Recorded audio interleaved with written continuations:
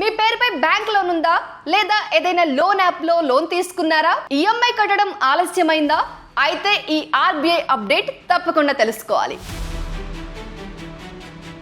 Home loan, personal loan, educational loan, business loan ఏ loan తీసుకున్నా EMI చెల్లించడంలో ఇబ్బంది వస్తే రికవరీ ఏజెంట్ నుండి కాల్స్, మెసేజెస్, విజిట్స్ రావచ్చు. కానీ రికవరీ పేరుతో వాళ్ళు ఏం చేసినా మీరు భరించవలసిన అవసరం లేదు. రికవరీ ఏజెంట్ ఎప్పుడు కాల్ చేయాలి? ఇంటికి వస్తే ఏం చేయాలి? ఏ రకమైన మాటలు లేదా చర్యలు చేయకూడదు? కంప్లైంట్ ఇచ్చిన తర్వాత రికవరీ ఏజెంట్ ని మళ్ళీ పంపించవచ్చా?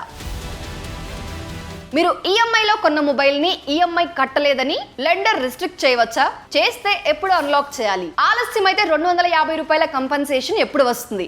ఇలాంటి విషయాలపై ఆర్బీఐ ఇప్పటికే కొన్ని రూల్స్ అమలు చేస్తుంది. అయితే ఇప్పుడు లోన్ రికవరీ మరియు రికవరీ ఏజెంట్స్ కండక్ట్ ను మరింత కాంప్రహెన్సివ్ గా రెగ్యులేట్ చేయడానికి ఆర్బీఐ రివైజ్డ్ డ్రాఫ్ట్ డైరెక్షన్స్ తీసుకువచ్చింది. ఈ రివైజ్డ్ ఫ్రేమ్ వర్క్ అక్టోబర్ 1, 2026 నుంచి అమల్లోనికి రావాలని ప్రతిపాదించబడింది. కాబట్టి ఇందులో ఇప్పటికే అమల్లో ఉన్న రూల్స్ కొత్తగా ప్రపోజ్డ్ చేంజెస్ ఏవి, ఇవన్నీ కూడా క్లియర్ గా తెలుసుకుందాం. సో వీడియోని స్కిప్ చేయకుండా పూర్తిగా చివరి వరకు చూడండి. మీలో ఇంకెవరైనా మన ఛానల్ని కొత్తగా చూస్తున్నా లేదా సబ్స్క్రైబ్ చేసుకోకుండా చూస్తున్నట్లయితే బాస్ వాలా డైలీ తెలుగు ఛానల్ని సబ్స్క్రైబ్ చేసుకోండి, బెల్ ఐకాన్ ప్రెస్ చేయడం అసలు మర్చిపోకండి. ఇక ఏ మాత్రం ఆలస్యం చేయకుండా టాపిక్ లోనికి వెళ్ళిపోదాం. హాయ్, హలో, నమస్తే. మీరు చూస్తున్నారు boss Wala daily Telugu channel. నేను మీ శిరీష కందల.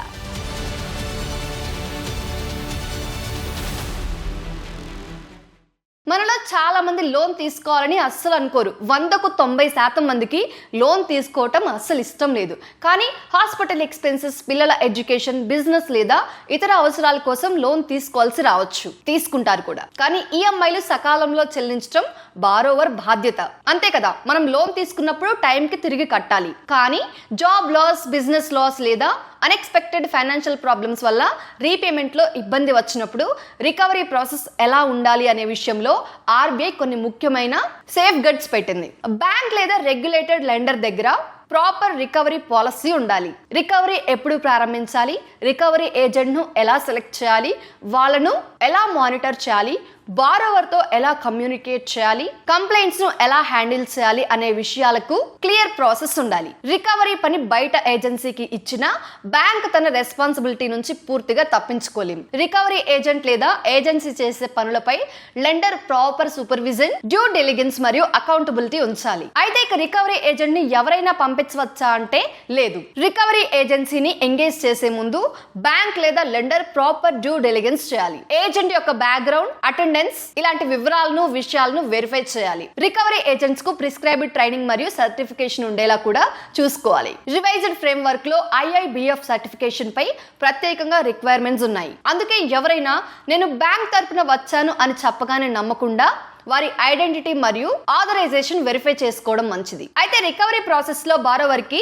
రికవరీ ఏజెన్సీ మరియు ఏజెంట్ వివరాలు ముందుగానే తెలియజేయాలి. ఏజెంట్ మారితే ఆ మార్పును కూడా కమ్యూనికేట్ చేయాలి. ఇన్ పర్సన్ విజిట్ చేసే ఏజెంట్ దగ్గర వ్యాలిడ్ ఐడి కార్డ్ మరియు ఆథరైజేషన్ లెటర్ తప్పనిసరిగా ఉండాలి. రికవరీ ఏజెన్సీకి సంబంధించిన డీటెయిల్స్ అలాగే గ్రేవియన్స్ మెకానిజం గురించి బారోవర్ కి సమాచారం ఇవ్వాల్సి ఉంటుంది. బ్యాంక్స్ తమ ఎంగేజ్డ్ రికవరీ ఏజెన్సీకి సంబంధించిన అప్డేటెడ్ డీటెయిల్స్ ను వెబ్సైట్ లో ఉంచాలి. అందువల్ల ఏజెంట్ వచ్చినప్పుడు ముందుగా ఐడెంటిటీ వెరిఫై చేసుకుని అవసరమైన డాక్యుమెంట్స్ అడగడం మీకు ఉపయోగపడుతుంది. ఇక రికవరీ ఏజెంట్ ఏం చేయకూడదో కూడా తెలుసుకోవాలి. లోన్ బకాయి ఉందని చెప్పి బారోవర్ ని తిట్టడం, బెదిరించడం, ఇంటిమిడేట్ చేయడం లేదా వెర్బల్ లేదా ఫిజికల్ హెరాస్మెంట్ చేయడం అనుమతించబడదు. బారోవర్ ని పబ్లిక్ గా అవమానించడం, అతని రిలేటివ్స్, ఫ్రెండ్స్ లేదా కొలీగ్స్ పై ప్రెజర్ తీసుకురావడం, థ్రెటనింగ్ లేదా అనానిమస్ కాల్స్ చేయడం, పదే కాల్స్ చేసి వేధించడం, సోషల్ మీడియాలో బారోవర్ ని షేమ్ చేయడం వంటి రికవరీ ప్రాక్టీసెస్ నిషేధించబడ్డాయి. అలాగే లోన్ కట్టకపోతే వెంటనే జైలుకి పంపిస్తాం లేదా చట్టంలో లేని ఇతర కాన్సిక్వెన్సెస్ గురించి ఫాల్స్ లేదా మిస్లీడింగ్ స్టేట్మెంట్స్ ఇవ్వడం కూడా సరైన రికవరీ ప్రాక్టీస్ కాదు. అయితే రికవరీ కాల్స్ చేయడానికి కూడా ఒక పలానా టైం అంటూ ఉంటుంది. రికవరీ ఏజెంట్స్ బారోవర్ కి సాధారణంగా ఉదయం 8 గంటల నుంచి సాయంత్రం 7 గంటల మధ్య మాత్రమే కాంటాక్ట్ అవ్వాలి. ఈ టైమింగ్ రిస్ట్రిక్షన్స్ ఇప్పటికే ఉన్న RBI recovery agent frame work లో భాగమే. అంటే రాత్రి సమయంలో రిపీటెడ్లీ కాల్స్ చేసి రికవరీ ప్రెజర్ తీసుకురావడం సరైన విధానం కాదు. అయితే రికవరీ ఏజెంట్ మరియు బారోవర్ మధ్య జరిగే టెలిఫోన్ కన్వర్జేషన్స్ కు రికార్డింగ్ ఉండేలా బ్యాంక్ ఎన్ష్యూర్ చేయాలి. ఈ రికార్డింగ్స్ ను కనీసం 6 నెలలు ప్రిజర్వ్ చేయాల్సిన రిక్వైర్మెంట్ ఉంది. దీనివల్ల తర్వాత కంప్లైంట్ లేదా డిస్ప్యూట్ వస్తే కాల్స్ లో ఏం మాట్లాడారో వెరిఫై చేయడానికి ఎవిడెన్స్ ఉంటుంది. కాబట్టి మీరు కూడా రికవరీ ఏజెంట్ నుంచి వచ్చే కాల్స్, మెసేజెస్, నోటీసెస్, ఈమెయిల్స్ మరియు పేమెంట్ రెసిప్ట్స్ ను అవసరమైనంత కాలం ప్రిజర్వ్ చేసుకోవడం మంచిది. ఇక రికవరీపై కంప్లైంట్ ఇస్తే ఏం జరుగుతుందో కూడా తెలుసుకోవాలి. బారోవర్ రికవరీ ప్రాసెస్ కు సంబంధించి గ్రేవియన్స్ లేదా కంప్లైంట్ ఇస్తే బ్యాంక్ ఆ కంప్లైంట్ ను ముందుగా డిస్పోజ్ చేయాలి. సాధారణంగా కంప్లైంట్ పెండింగ్ లో ఉన్నప్పుడే అదే కేసును రికవరీ ఏజెన్సీకి ఫార్వర్డ్ చేయకూడదు. కానీ బారోవర్ కంటిన్యూస్లీ ఇలాంటి కంప్లైంట్స్ చేస్తున్నాడని బ్యాంక్ తగిన ఆధారాలతో నిర్ధారించిన పరిస్థితుల్లో ఎక్సెప్షన్ ఉంటుంది. మ్యాటర్ కోర్టులో సబ్జుడిస్ గా ఉంటే కూడా బ్యాంక్ అప్రోప్రియేట్ కాషన్ తీసుకోవాలి. అందుకే జెన్యూన్ ప్రాబ్లం ఉంటే ఫోన్ లో చెప్పడం మాత్రమే కాకుండా బ్యాంక్ యొక్క అఫీషియల్ గ్రేవియన్స్ మెకానిజం లో రిటర్న్ కంప్లైంట్ ఇవ్వడం మంచిది. అయితే రికవరీ ఏజెంట్స్ కి ఇచ్చే టార్గెట్స్ విషయంలో కూడా రూల్స్ ఉన్నాయి. కొంతమంది బ్యాంక్స్ రికవరీ ఏజెంట్స్ కి చాలా అగ్రెసివ్ టార్గెట్స్ లేదా ఇన్సెంటివ్స్ ఇస్తే వాళ్ళు బారోవర్ పై ఎక్కువ ప్రెజర్ తీసుకురావడానికి ప్రయత్నించే అవకాశం ఉంటుంది. అందుకే రికవరీ ఏజెంట్స్ కి ఇచ్చే కాంటాక్ట్స్, టార్గెట్స్ లేదా ఇన్సెంటివ్ అన్సివిలైజ్డ్, అన్లాఫుల్ లేదా క్వశ్చనబుల్ రికవరీ మెథడ్స్ ను ప్రోత్సహించేలా ఉండకూడదు. ఇలా అని ఆర్బీఐ ఇప్పటికే స్పష్టం చేసింది.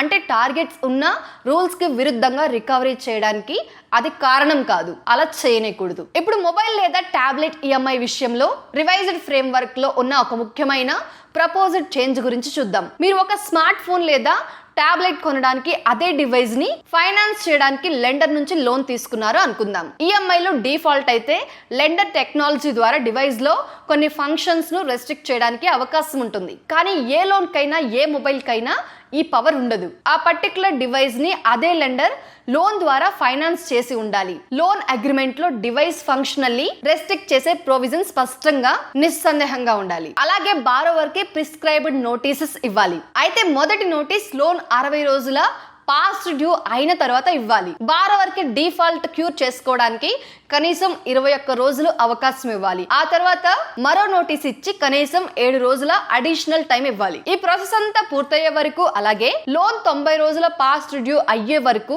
డివైస్ రిస్ట్రిక్షన్ మెకానిజం ను యాక్టివేట్ చేయకూడదు. అంటే ఒక ఈఎంఐ 1-2 రోజులు లేట్ అయిన వెంటనే ఫోన్ ని బ్లాక్ చేయడం ఈ ప్రపోజ్డ్ ఫ్రేమ్ వర్క్ లో అనుమతించడం లేదు. అయితే ఫోన్ రెస్ట్రిక్ట్ చేసిన అన్ని ఫంక్షన్స్ బ్లాక్ చేయొచ్చా అంటే నో. లెండర్ డివైస్ రిస్ట్రిక్షన్స్ ఉపయోగించిన గ్రాడ్యుయేటెడ్ అప్రోచ్ అనేది ఫాలో చేయాలి. డివైస్ ని మొదటి దశలోనే పూర్తిగా డిసేబుల్ చేయకూడదు. ముఖ్యంగా internet access, incoming calls, emergency SOS features, emergency government లేదా పబ్లిక్ సేఫ్టీ నోటిఫికేషన్స్ వంటి ఎసెన్షియల్ ఫంక్షన్స్ ను రెస్ట్రిక్ట్ చేయకూడదు. అంతేకాదు లోన్ రికవరీ కోసం బారోవర్ మొబైల్లో ఉన్న పర్సనల్ డేటాని లెండర్ యాక్సెస్, యూజ్, అప్టైన్ లేదా రీటైన్ చేయకూడదు. అంటే ఈఎంఐ డిఫాల్ట్ అయిందని చెప్పి మీ ఫోన్లోని పర్సనల్ డేటాను రికవరీ కోసం ఉపయోగించడానికి ఈ ప్రొవిజన్ పర్మిషన్ ఇవ్వదు. ఇక ఈఎంఐ బకాయిలు చెల్లించిన తర్వాత డివైస్ ఎప్పుడు అన్లాక్ చేయాలి అంటే బారోవర్ డిఫాల్ట్ ను క్యూర్ చేసిన తర్వాత డివైస్ పై రెస్ట్రిక్షన్స్ ను లెండర్ గరిష్టంగా 1 గంటలోపు రివైజ్ చేయాలి.